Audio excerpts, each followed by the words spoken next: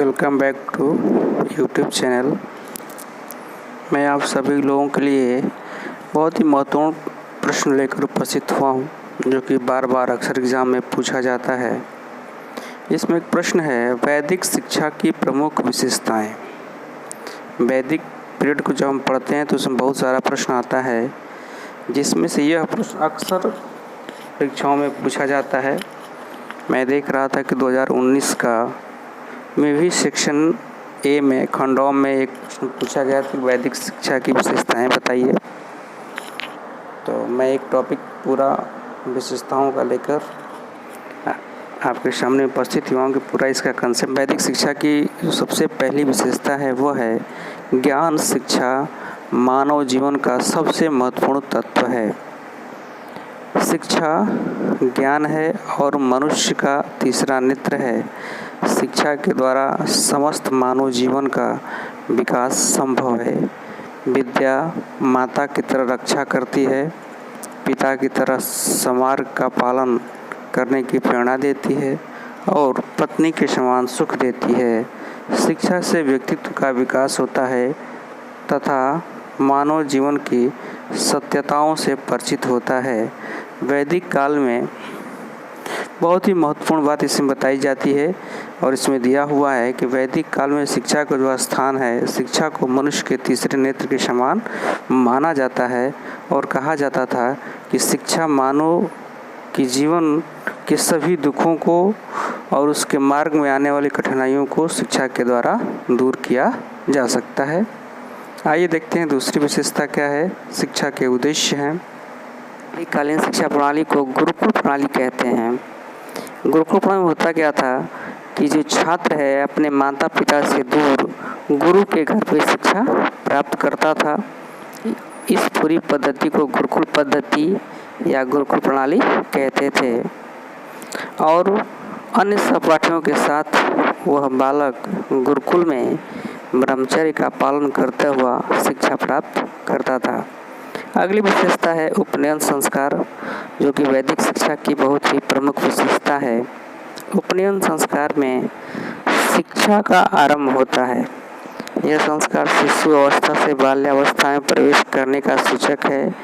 इस उपनयन का अर्थ है छात्र को गुरु के समीप ले जाना। बाद में यह संस्कार केवल द्विजों के लिए ही रह गया। अगली विशेषता है ब्रह्मचर्य। वैदिक काल में जो भी छात्र का जीवन था उसमें बालक को या छात्र को ब्रह्मचर्य का पालन करना पड़ता था। अपने आचरण में शुद्धता व सात्विकता को प्रमुखता दी जाती थी। अविवाहित छात्रों को गुरुकुल में प्रवेश मिलता था। उसके बाद अगली छठी विशेषता है प्रत्येक छात्र को गुरुकुल में रहते हुए गुरु सेवा अनिवार्य रूप से करनी पड़ती थी। गुरु की आज्ञा का उल्लंघन करना पाप था। इसके लिए कठोर दंड का प्रावधान था। उसके बाद देखिए अगली विशेषता है वैदिककालीन शिक्षा की भिक्षावृत्ति। छात्र को अपना तथा गुरु का पोषण करना पड़ता था। इसके लिए भिक्षावृत्ति के माध्यम से जीवन का निर्वाह किया जाता था। उस समय भिक्षावृत्ति को बुरा नहीं समझा जाता था। प्रत्येक गृहस्थ छात्र को भिक्षा अवश्य देता था, क्योंकि वह जानता था कि उसका पुत्र भी कहीं भिक्षा मांग रहा होगा।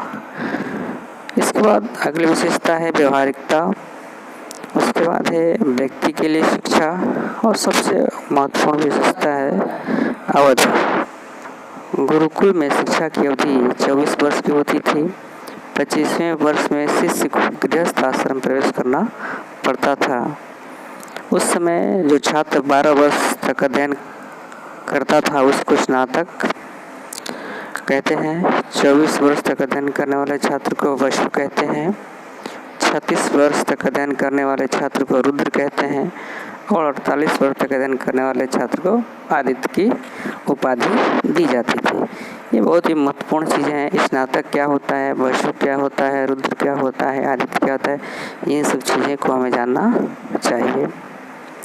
उसके बाद है जो शिक्षण की विधि थी प्राचीन काल में वो मौखिक ही थी। छात्र पाठ को कंठस्थ करता था और कंठस्थ करने के पश्चात तो छात्र उसका मनन करते थे। उस समय वाद विवाद का भी शिक्षा प्रणाली का एक अंग था। वैदिक युग में शिक्षा की परंपरा को बनाए रखने के लिए अग्र मॉनिटर प्रणाली अपनाई जाती थी। बड़े शिष्य अपने छोटे सहपाठियों को पढ़ाया करते थे।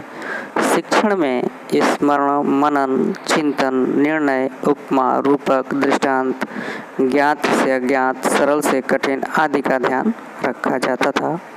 शिक्षा का जो माध्यम था वैदिक संस्कृत भाषा थी। देखिए उसकी अगली विशेषता है पाठ्यक्रम में किन किन विषयों को रखा जाता था।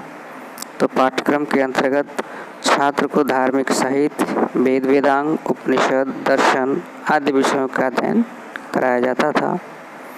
उसके बाद वैदिक कालीन शिक्षा व्यवस्था का सबसे महत्वपूर्ण जो विशेषता मानी जाती है वह है गुरु शिष्य संबंध।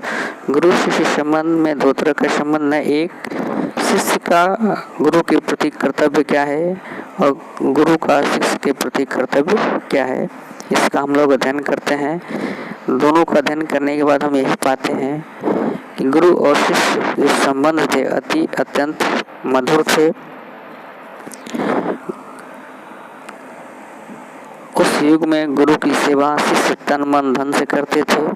छात्र गुरु के लिए समस्त श्रद्धा तथा विनय रखते थे। गुरु की सेवा करना उनका धर्म था। आचार्य को देवता के समान मानते थे। शिष्य के कर्तव्य क्या है? भिक्षा मांगना, लकड़ी चुनना, पशु चराना, पानी भरना, अध्ययन करना आदि शिष्य के कर्तव्य थे। आगे देखते हैं दिया है गुरु के कर्तव्य। अध्यापक छात्रों के वस्त्र, भोजन आदि की व्यवस्था, चिकित्सा, सेवा आदि की व्यवस्था करता था। गुरु शिष्य संबंधों को विकसित करने में गुरुकुल की प्रणाली का विशेष योग रहा है। गुरु एवं शिष्य एक ही परिसर में रहते थे। गुरु छात्र की प्रत्येक गतिविधि पर ध्यान रखते थे। प्रातः जागरण, प्रार्थना, स्नान, वेशभूषा, जीवन शैली, अनुशासन एवं यह लेक्चर आप लोगों के लिए लाभदायक होगा। धन्यवाद।